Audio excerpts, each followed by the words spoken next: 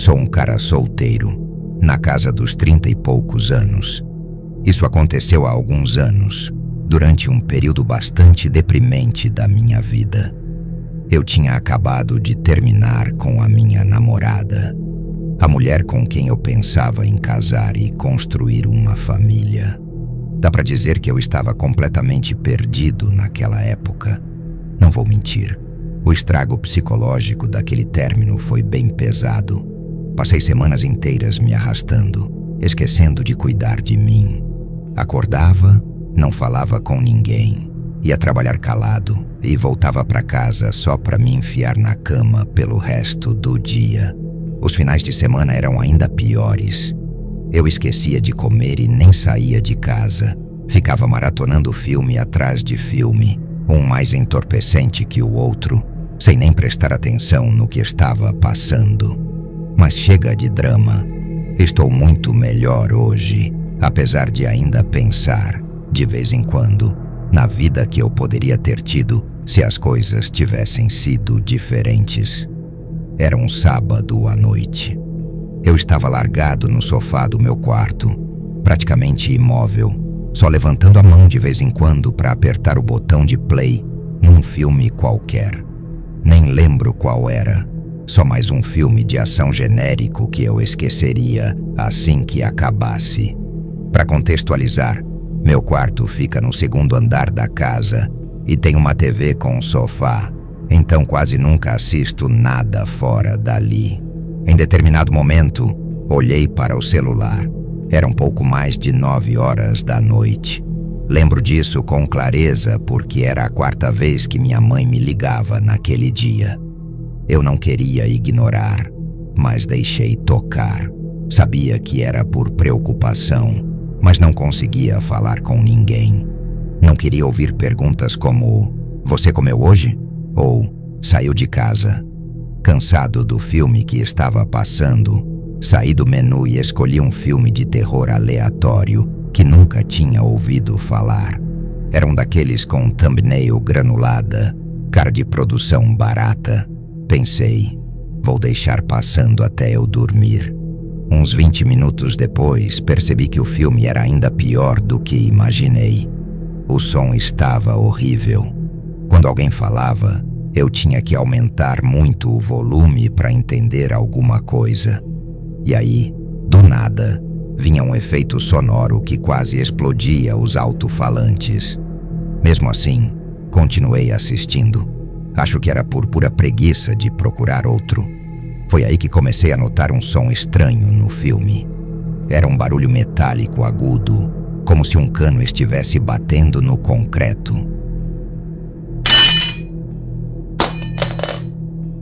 Só que não fazia sentido com nada da cena. Ninguém estava segurando metal, nem estavam em um galpão ou algo assim. E não era em momentos de susto. Acontecia mais ou menos a cada minuto, sempre o mesmo som, no mesmo tom e na mesma altura. Era repetido demais para ser algo proposital. Aquilo, junto com a péssima qualidade de áudio, me fez duvidar de como aquele filme sequer tinha sido aprovado para entrar numa plataforma de streaming. Mas, curiosamente, isso só me fez querer continuar assistindo. Parte de mim gostava de criticar, e a outra parte precisava ver até onde ia aquela tragédia cinematográfica. Mais ou menos na metade do filme, fui ao banheiro. Por algum motivo, pausei o filme. Normalmente nem ligaria para isso. Quando voltei e sentei no sofá, peguei o controle e fiquei com o dedo parado sobre o botão de play. Foi então que ouvi de novo aquele som metálico agudo. Só que dessa vez, o filme estava pausado. Fiquei paralisado, encarando a tela. Nenhum som, nenhuma imagem se movendo, mas o barulho tinha sido nítido e veio de dentro da casa. Foi aí que percebi. Aquele som nunca fez parte do filme.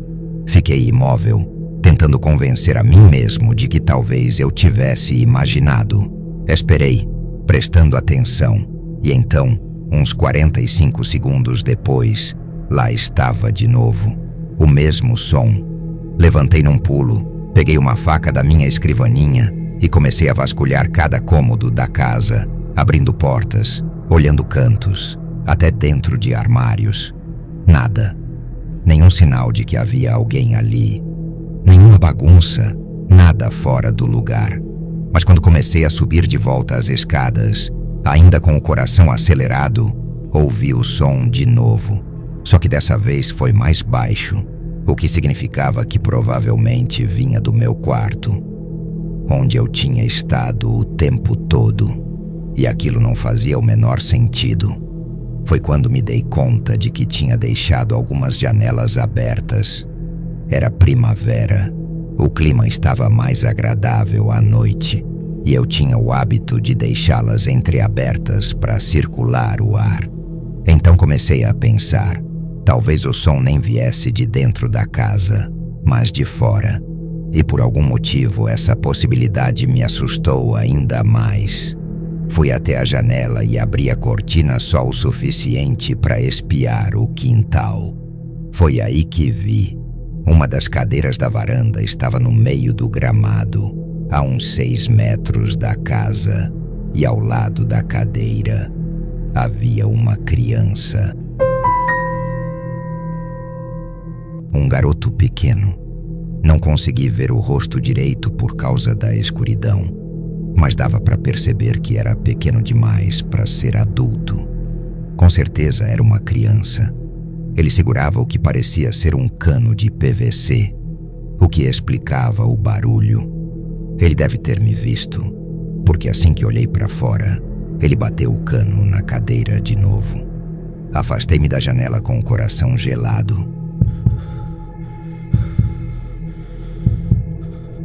Sei que parece ridículo ter medo de uma criança, mas eu simplesmente não conseguia entender o que ele estava fazendo ali.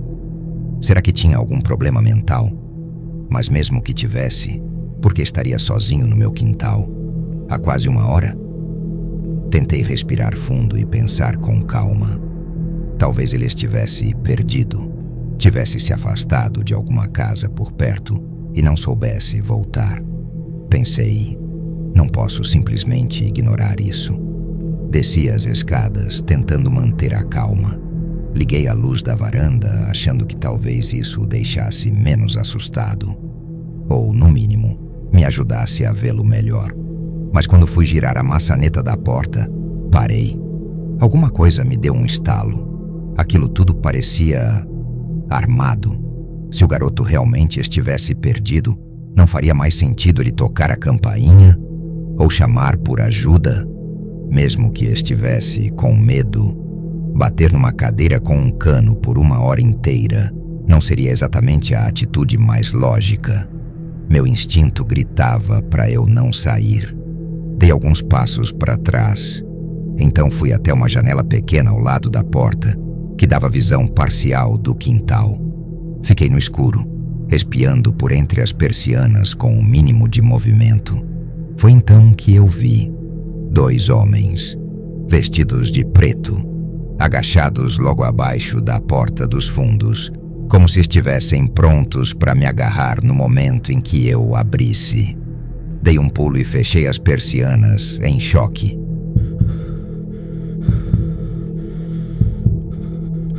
Corri para o celular e disquei imediatamente a polícia.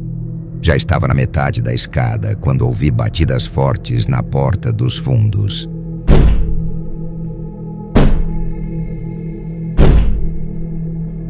Eles estavam tentando arrombar.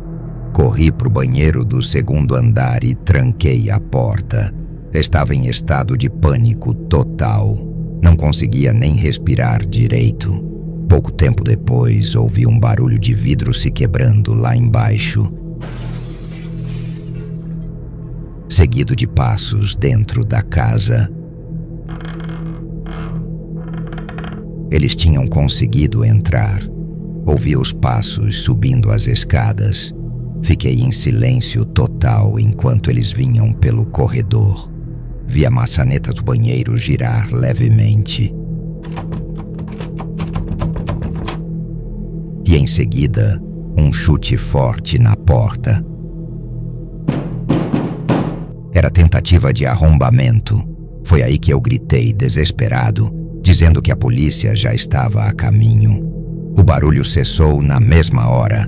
Ouvi passos apressados descendo as escadas e logo depois uma porta sendo batida com força. Silêncio. A polícia chegou pouco depois. Contei tudo, mas infelizmente não havia muito o que pudessem fazer. Eu não tinha câmeras e também não consegui fornecer nenhuma descrição útil. O único detalhe que fez eles levarem o caso mais a sério foi o envolvimento da criança. Segundo eles, isso indicava que quem quer que estivesse por trás daquilo não era apenas um criminoso impulsivo, era alguém disposto a ir muito além. E isso, para mim, foi o mais assustador. Não gosto de pensar no papel daquela criança em tudo isso. Qualquer explicação possível me dá náuseas. A polícia disse que provavelmente foi uma tentativa de invasão aleatória, mas para mim, tudo era elaborado demais para ser ao acaso. Desde então, nunca mais aconteceu nada. Segui com minha vida, mas até hoje, torço para que aquele garoto esteja seguro, mesmo sabendo que as chances são pequenas.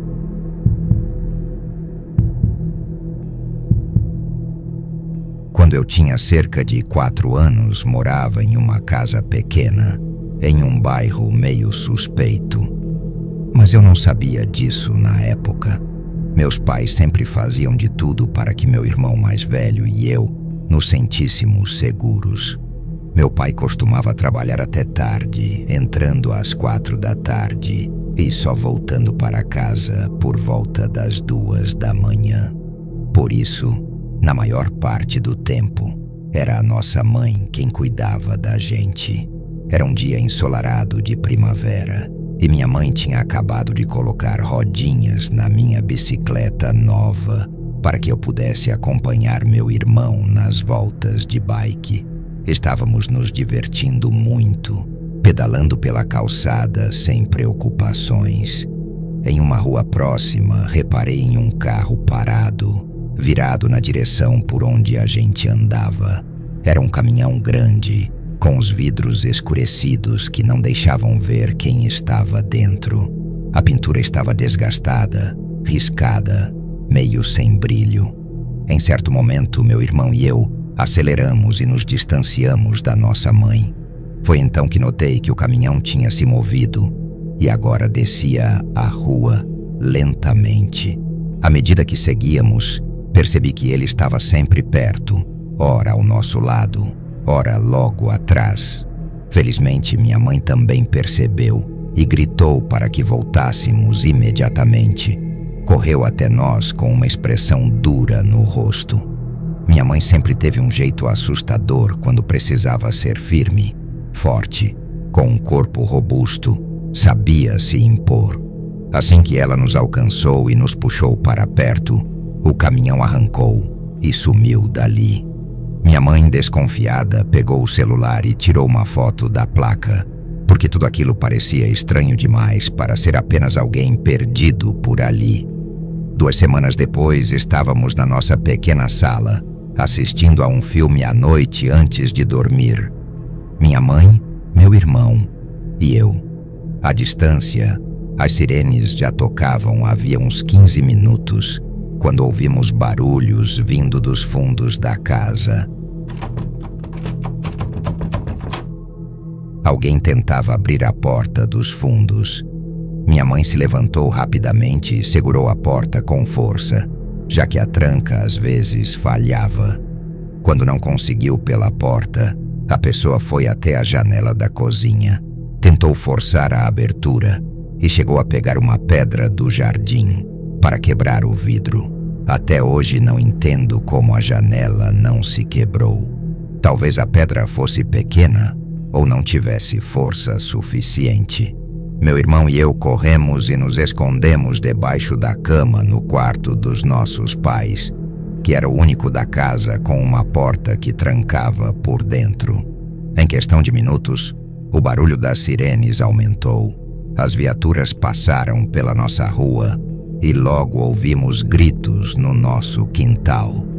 Depois de algum tempo, os sons cessaram, mas meu irmão e eu estávamos em choque com o que tinha acontecido. Descobrimos que o homem que tentou invadir nossa casa era o mesmo que dirigia o caminhão vermelho de 2 semanas antes. Ele estava fugindo da polícia, abandonou o veículo e tentou se esconder entrando pelos fundos da nossa casa. Até hoje não sei se ele já vinha observando nossa família havia dias, ou se foi só coincidência ele ter escolhido justamente nossa casa. Talvez tenha achado que minha mãe era uma mulher sozinha com 2 filhos, já que meu pai sempre trabalhava à noite, e pensou que seria um alvo fácil. O homem acabou sendo preso e, no fim das contas, era um pedófilo e traficante, possivelmente planejando fazer do meu irmão ou de mim suas próximas vítimas. Olhando para trás, sou imensamente grato por minha mãe estar ali e ser exatamente do jeito que ela é.